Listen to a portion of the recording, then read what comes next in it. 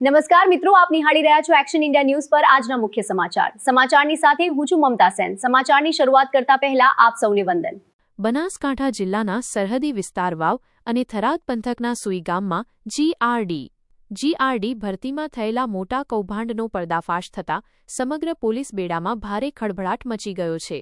જાણવા મળતી સત્તાવાર વિગતો અનુસાર સુઈ ગામ પોલીસ મથકે બનાસકાંઠા એસપી કચેરીના ક્લાર્ક સહિત કુલ 14 લોકો સામે વિધિવત પોલીસ ફરિયાદ નોંધાઈ છે।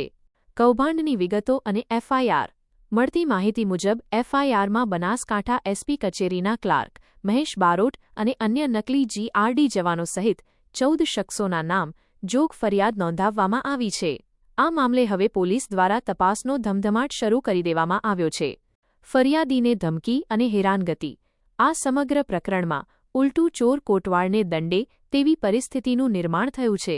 મૂળ ફરિયાદી જીઆરડી જવાન જેમણે આ કૌભાંડ સામે અવાજ ઉઠાવ્યો હતો તેમને જ ખોટી રીતે હેરાન કરી ધમકીઓ આપીને જીઆરડીમાંથી દૂર કરી દેવામાં આવ્યા હોવાનો આક્ષેપ છે। નમસ્કાર, મારું નામ દશરથભાઈ સોલંકી છે। લીંબડીનો વતની છું। મારો 2018માં જીઆરડીમાં ભરતી થયેલો સોઈગામ પોસ્ટ ખાતે। 2022માં મારું માનદ અધિકારી તરીકે પોસ્ટિંગ સોઈગામ ખાતે થયેલું। ત્યારબાદ 2022માં વિધાનસભાની ચૂંટણીમાં કેટલાક ખોટા આઈ કાર્ડ જીઆરડીના લઈ અને વોટિંગ કરવા આવેલા તે મને શંકાસ્પદ લાગતા મેં રેકોર્ડ ખરાઈ કરી અને તપાસ કરી કે કેસરખાન સરદારખાન મલેક જેની ઉંમર 2005 અને ધોરણ 1 પ્રાથમિક શાળામાં ભણેલો અને જેની 2022માં એને પગાર લીધેલો તે વખતે 16 વર્ષની ઉંમર થાય છે, તે સગીરભાઈમાં છે, તેનો 2013નો હાઈ કાર્ડ ધરાવે છે। આવા 16 લોકો વિરોધમાં મેં અરજી કરેલી પોલીસ અધિક્ષક સાહેબને, એની વિરુદ્ધમાં મને ડિસમિસ કરવામાં આવ્યો હતો।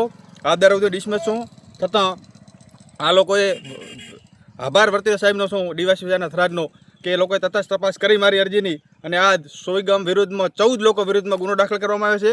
એટલે વિનંતી છે કે આ ગુનાની તપાસ તટસ્થ થાય।